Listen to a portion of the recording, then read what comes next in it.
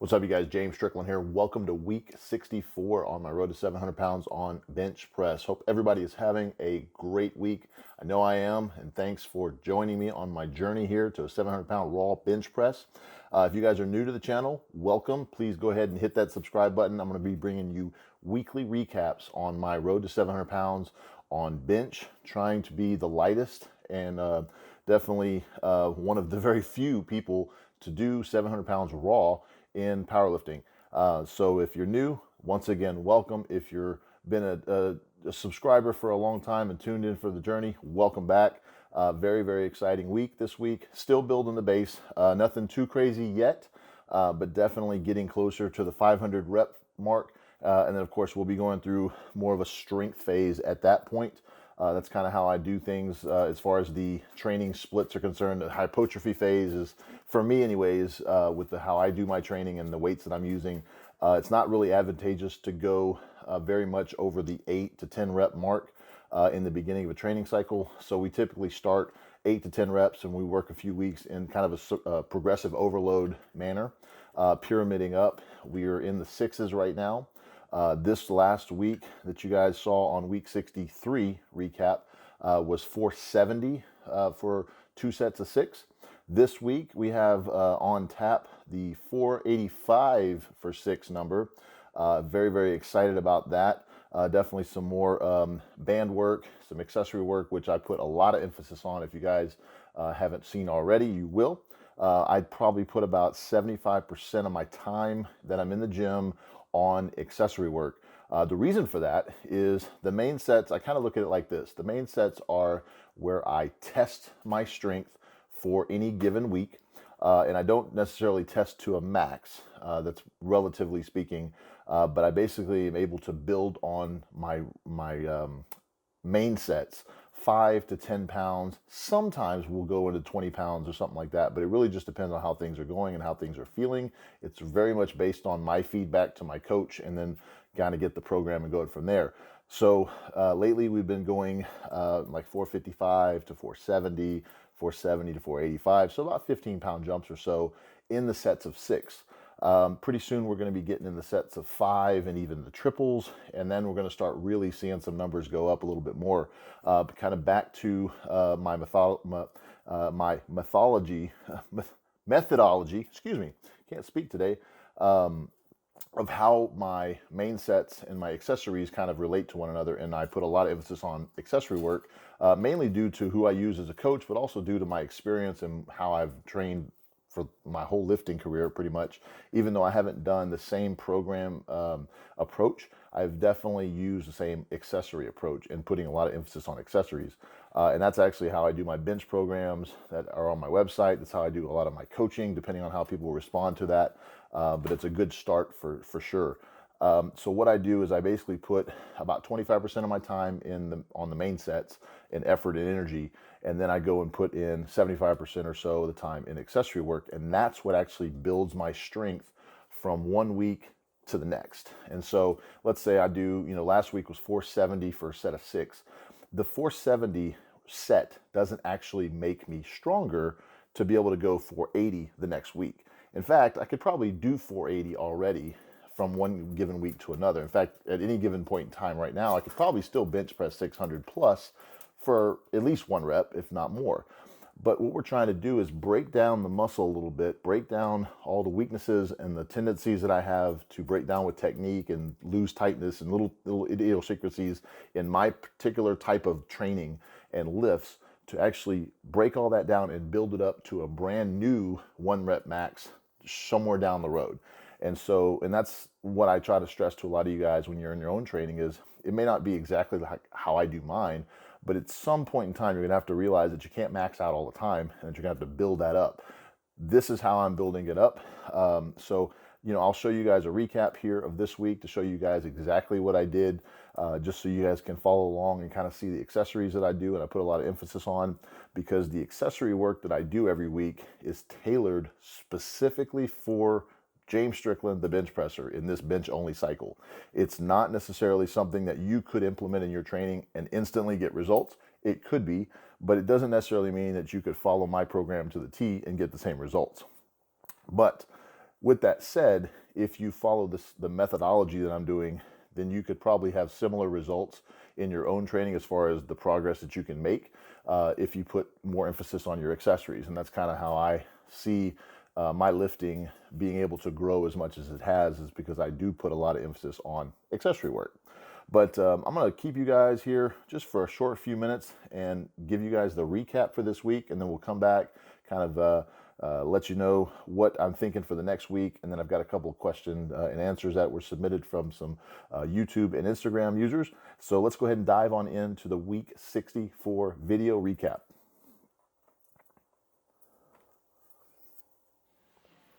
All right, day one. As you guys know already, I like to do my heavy bench day typically on Mondays. This particular week, I am doing it on Tuesday because last week I did it on a Monday, giving myself a 8-day split now with 3 days of actually working out to give myself a little bit of extra rest and recovery. My last couple warm-ups here, 405, this one being 495. Very, very quick and easy. Feels like just as fast as I do it when I'm warming up to get close to 700 in training. That was kind of a little bit heavier than I would normally go, just so I can feel the weight.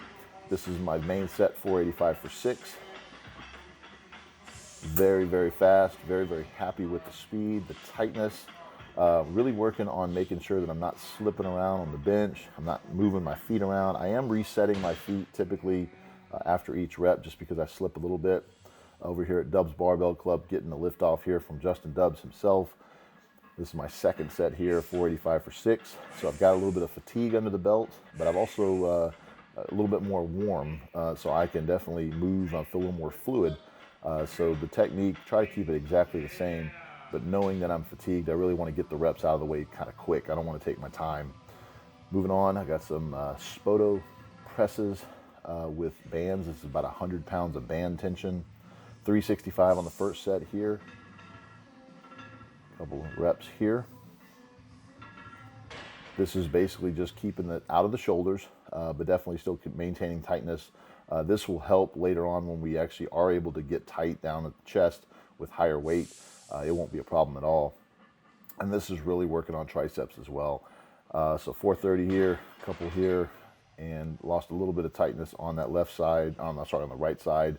But that just goes to show you, you cannot lose tightness at all, especially with Spoto press, but with bands, it amplifies any type of mistake you make. So it is a good thing to do if you want to, work on your technique with bands. You can definitely tighten up everything, because if you make a mistake, it's going to let you know.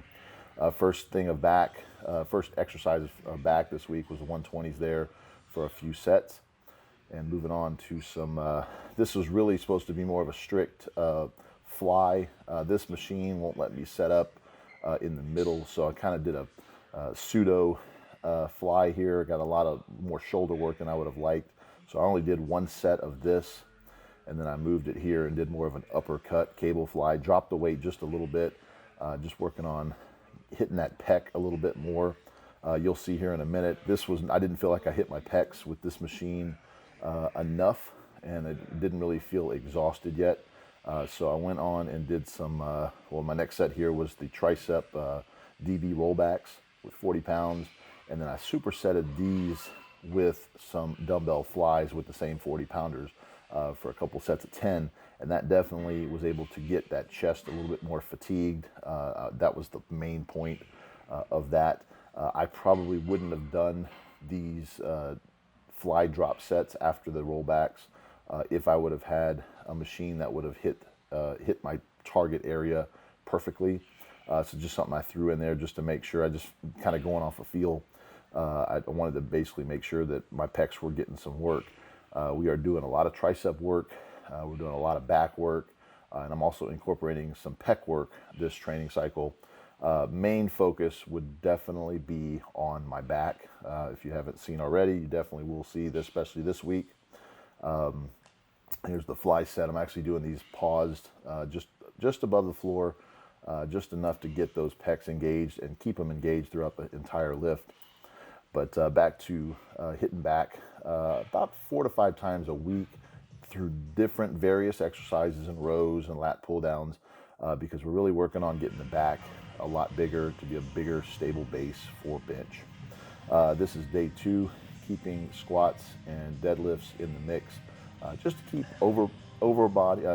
just to keep my overall body healthy and be able to squat and deadlift a decent number at any given point in time.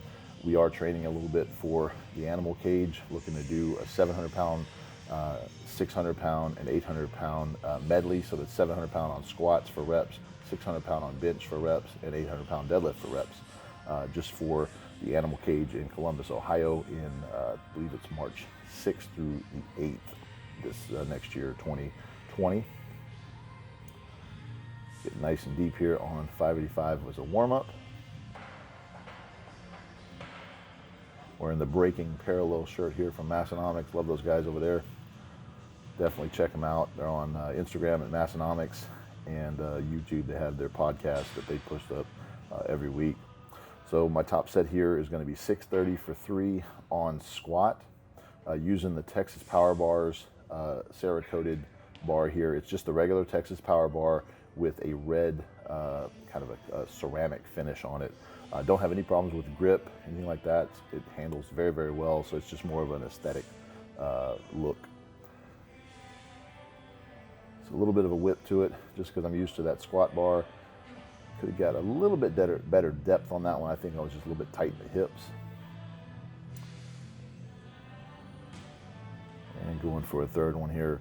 This overall set is a second place PR. Basically, my first, my best is 635 for 3 before we started kind of peaking the last training cycle for ultimately a 760 squat. Just moving up, I got a single here of 675 on deadlift. This is just keeping the legs engaged. A little bit slow, but after a squat set PR or close to it, I'll take it. This is another back exercise here. This is going to be 365 for 5 sets of 5, and felt so good. I actually went a little bit heavier after this. This is great for building that back. I would definitely start with a weight that you can probably hit for 8 to 10 reps, and then kind of work from there. I like 5 sets of 5 because once you start getting used to the weight, you can typically build onto it quite a bit. Using here, I'm going to be putting 405 on it for a set. So I've already done 5 sets of 365, and this is going to be last set or so here with 405. Now with the bar being where it's at, I can't quite get full retraction there, but that's okay. I'm really just working on getting the muscle stimulated. I will definitely work on with the dumbbell rows earlier in the week that you saw. That definitely gets a little more range of motion. So I'm hitting it at a lot of different angles, different weights, and things like that. Gonna be my bicep exercise for the week. A few sets of 100 pounds on bicep curls. Day 3 here. This is actually done on Friday. Starting off with some crossover Y raises. And I think this one, this was done after a pretty thorough warm-up. My right shoulder, right around the edge, there's a little bursa sac there that provides lubrication to the joint. I think I just kind of irritated a little bit because I noticed it didn't bother me too much throughout this workout. In fact, I don't think it bothered me at all. But later this particular night and through the weekend, and even until today, this is actually Monday, the following week. It's a little bit sore and tender, so I've been icing it quite a bit to take care of it, and I have an extra day of rest from last week to this week, so I think we'll be fine. But I'll keep you guys posted, obviously, on the next recap how everything goes with that. Definitely want to be cautious. Moving on, I've got some pretty heavy rear delt flies here. A few sets here with, I believe that's 260, I'm sorry. We're going to jump it up here to right at 300 pounds. And the goal here was to go about 10 to 12 reps. And once I started going here, I really didn't feel the need to stop at 12. I felt like I could kind of go a little bit more and just give myself a little bit of a challenge. And looked around here, kind of having some fun with this set. And I noticed the guy on my left over here was like doing an Instagram story or something, so I kind of smiled at him, gave him a little nod during the set. I don't know if he expected that, but it was fun. So that's I think a PR on that one, just kind of inadvertently. Moving on, some dumbbells, 125s for 2 sets of 20. Felt really good on these this week, just getting the motions going. Last couple weeks, these have been kind of, felt a little tired doing these. I guess just a couple days later, and it really doing an 8-day split. What I've had to do, because I like to keep my workouts during the work week, if you will, like Monday through Friday, and not really go into the Saturdays just because that's family time. So I'm kind of having to move my my workout schedule around just a little bit. These are the so another shoulder exercise that I've been implementing lately. We've moved up about 5 pounds this week. Just a kneeling landmine. These are really easy. We're just kind of implementing these slowly. Nothing to get too heavy with. In fact, I probably would have irritated the shoulder a little more had I gone super heavy on these, just because we haven't been doing these very heavy. I don't want to introduce something super heavy that's brand new. But definitely with the split, week 1 after a deload, I will bench on Monday. Week 2, I will bench on Tuesday, and then on week 3, I'll bench on Wednesday. Basically restarting the whole process. Deload week will be on Monday, and then the week 1 will be on Monday, and so on. Basically, I will go in and do my squat and deadlift day at least one day after. Typically I do it, if I'm doing bench on Monday, I will do my squat deadlifts on Wednesday, and then I'll wait until Friday to hit my secondary bench day. This last week it actually was a little bit abbreviated and went Thursday on my squat and deadlift day, and then immediately right after that on Friday, you're seeing day 3. So I didn't think I had a lot of energy left, but around this point in the workout, I started getting kind of a second wind, which was nice.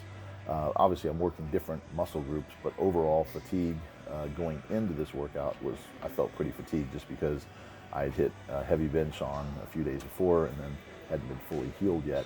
So definitely things that I keep in mind while I'm doing my workouts and my splits.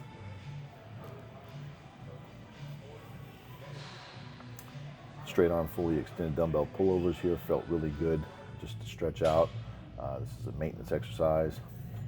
Introducing some prison rows here. This is starting with about 225 or so on the bar, and keeping a real strict curl here, really working the back. Show you guys another second set here, side view, just to show you guys where I'm really emphasizing the back. I'm not going too far back, really just working on that front area there. And then of course moving on here to 315, adding a few pounds. Very much similar range of motion, not as much body English as I will have on this set. This is considerably heavier. Didn't want to go too much heavier than this on the first day, obviously, and I don't have the right bar to put a lot more weight on this. This is about the same range of motion with 405. And some more back here. Some neutral grip lat pull downs, about mid stack or so. This is 150 pounds for a few sets of 8. Really working on getting a good squeeze there at the bottom. Starting to really feel these in the lats. Obviously lats being pre-exhausted from the previous exercise. And my last finisher here of the day, 210 pounds, adding the full stack plus 10 pounds there for a dozen sets or so of 9. Really working on getting these triceps built up. They feel very much fatigued after all of the stuff that I've done during the week, and obviously after 12 sets of 9. Normally, I say normally, the last few weeks, triceps during those those main sets at the end, I felt really, really good, and I've got a lot of energy afterwards.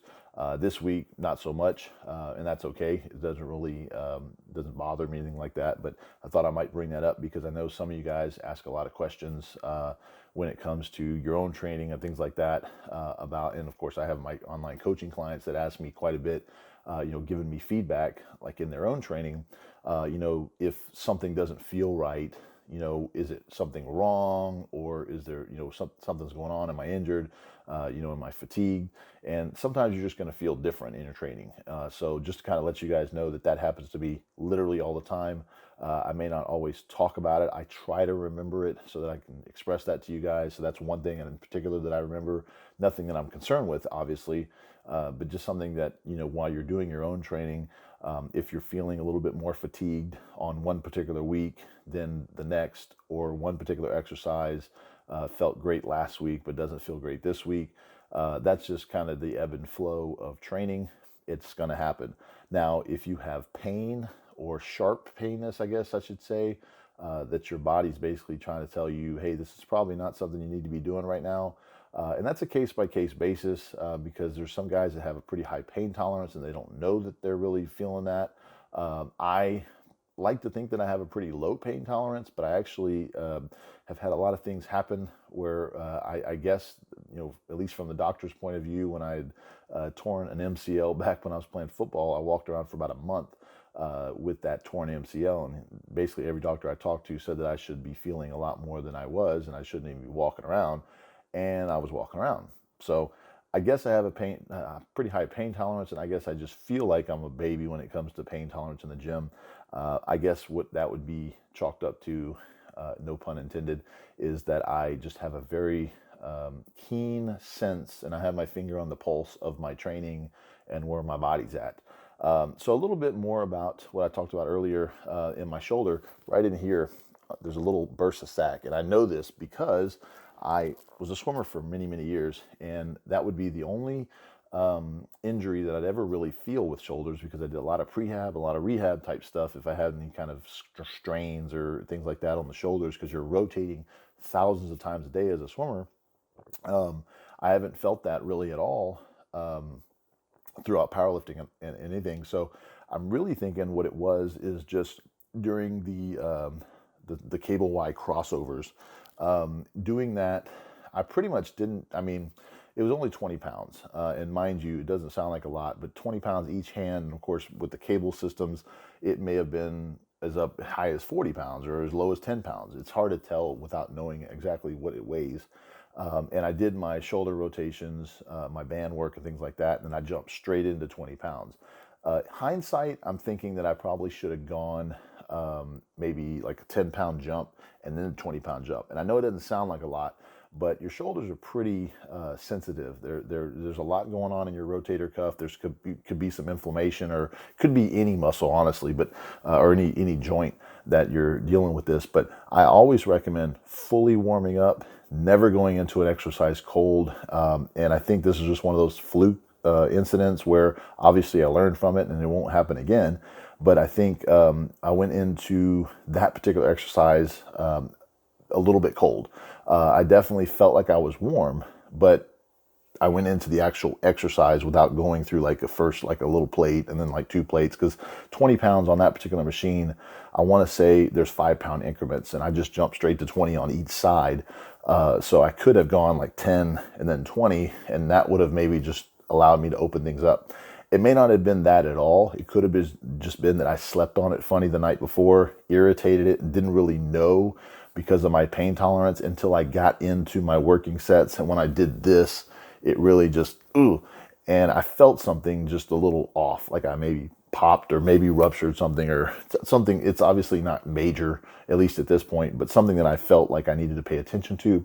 And throughout the rest of the day, I'm sure that I irritated it more throughout my exercises, just didn't feel it. Looking back, hindsight, I would go through the motions of warming up a little more with the shoulders, because this is the first week that I've done that as the first exercise. Typically, I do my rear delt flies first, and for some reason this week I felt like I should do the shoulders first. And that could have very well been the case. Nothing major, again, but something that I wanted to express to you guys, because that's how injuries can happen. They can start small, and if you don't pay attention to them, they will grow until they are major, and then of course something catastrophic could happen. So just to let you guys know, nothing that I think I'm too concerned with, but definitely something that I'm cautious about is my shoulder and bursa. It's a little bit tender when I lift it. So what I've been doing is my typical ice protocol. I do this for anything that feels out of the ordinary, except lower back. Lower back, I never use ice unless it's some sort of like, hit, or I fell on something, or it's something that's like a bruise that is caused by like an abrupt hit or some sort of violent, punch or something like that. Upper back or anywhere else, I'll put ice on all the time.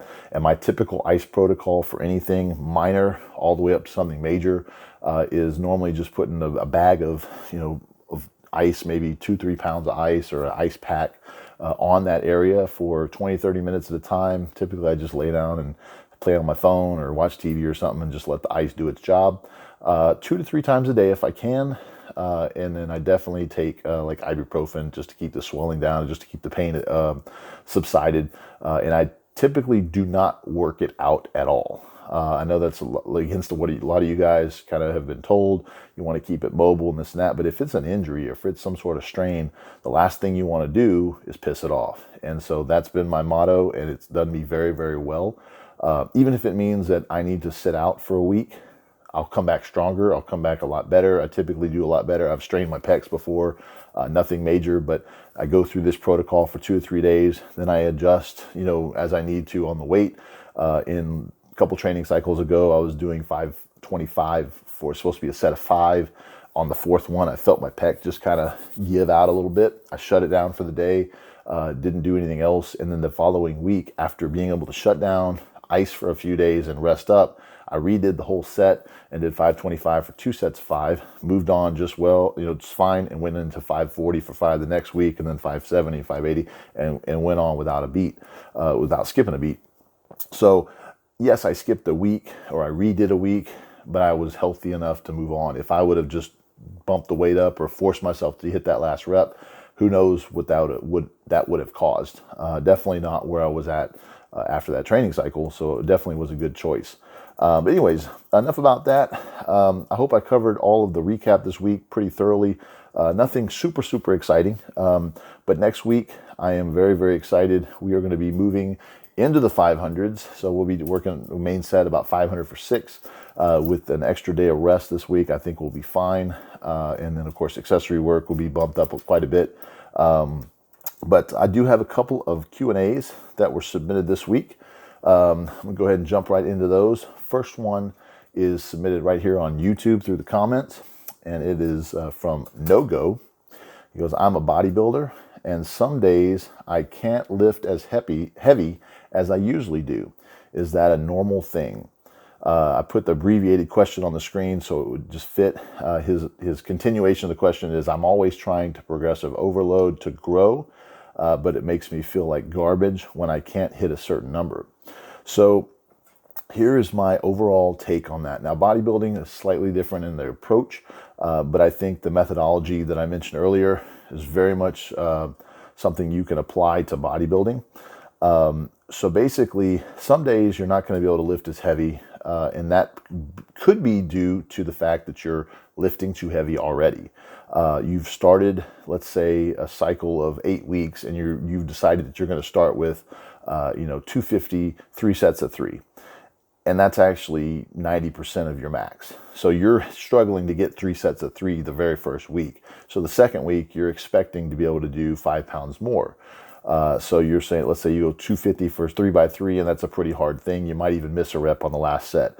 Well, what are you expecting to do the next week? 5 pounds more or 1 rep more? You've kind of set the bar already too high. So what I would do in that case is plan out your training cycle with a little bit more modesty. You definitely want to say, okay, I want to do an 8-week cycle. So what am I going to start with, knowing that I can end with this? So kind of maybe start with a number that you know you can hit for X number of reps. on a bad day, and then up it by 5 pounds, and really just kind of write it out. And if you're going off of feel, then you know how you feel the next week. And this goes for accessories as well, but I'll kind of focus on the main sets here. Like I said before, you're not always going to feel 100%, but you should know your body enough, at least as a more of an intermediate or even an advanced lifter. If you're a beginner, I suggest you don't do your own programming at all. You find something that's out there that has worked, 5x5, buy somebody's program. I have my programs. I wouldn't write your own unless you know what you're doing, because half the time, and I am guilty of this, I'm sure a lot of you guys that are more advanced lifters are the same way, and even some elite lifters still ego lift.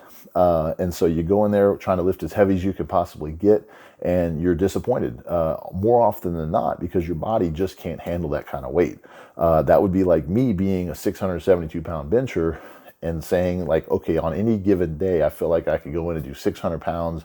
Well, if I go in there and do 600 pounds for 1 or 2 reps, and the next week I'm not feeling it, so I do 585 for a couple of reps, and the next week I'm feeling really good, so go 615 for 1 rep, what kind of progress is that? It's not.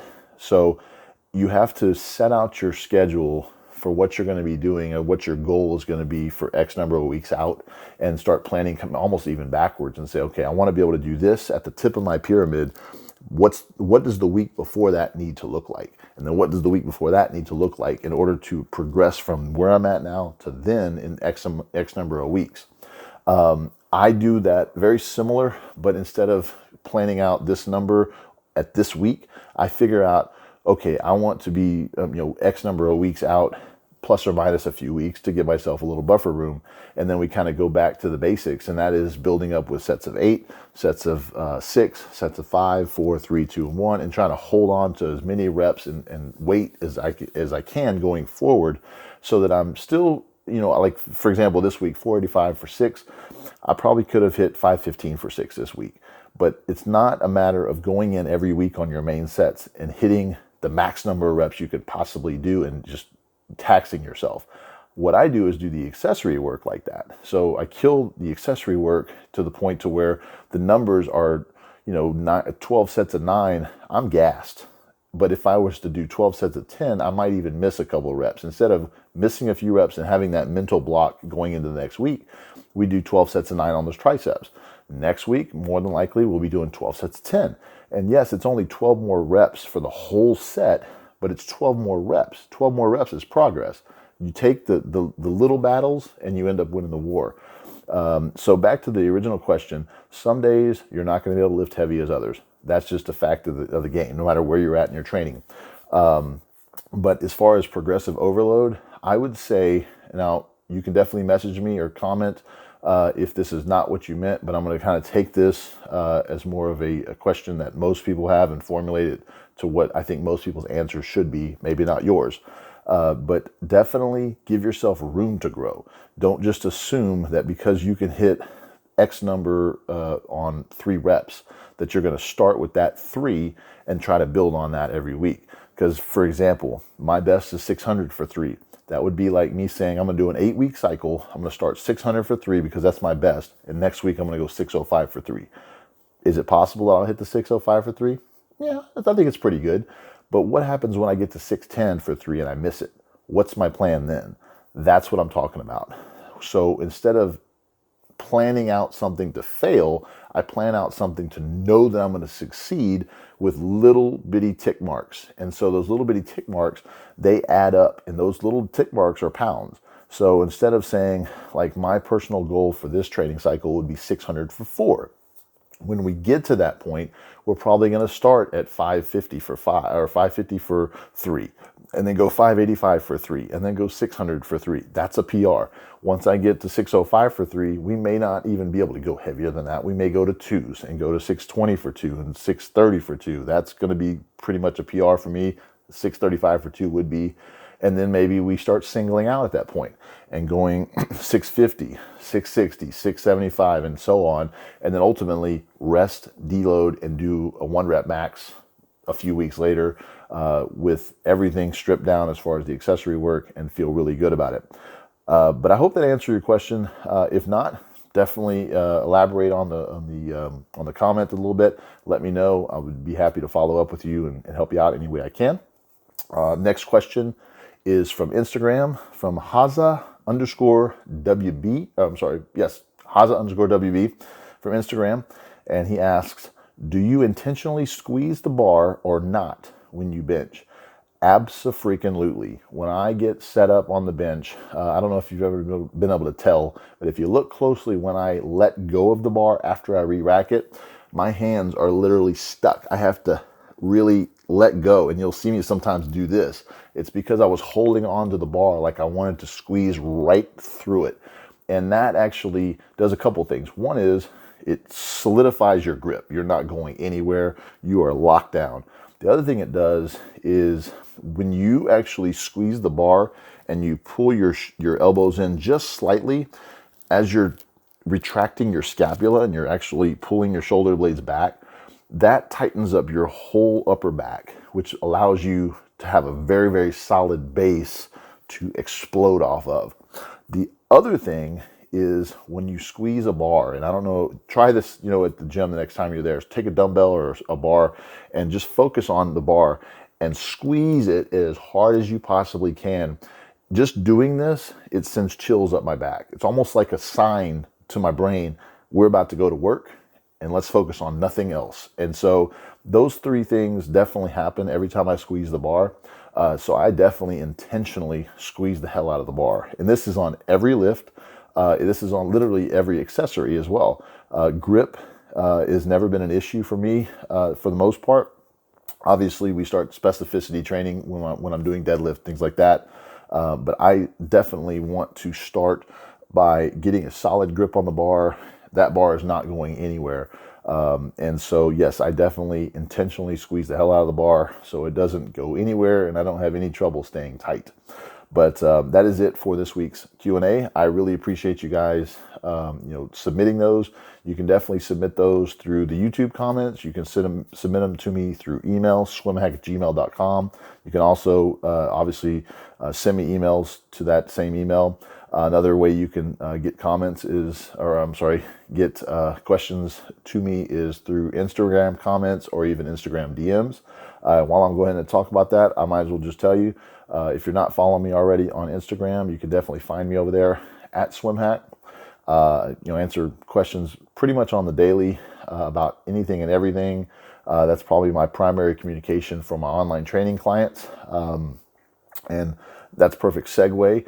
I have a couple training spots open. If you guys have ever considered an online coach, I'd love to talk to you about it at the very least. You can go over to bencholly.com and send me a message and just tell me a little bit about your training, tell me what your goals are, and we might be able to fill a slot for one of my training cycles.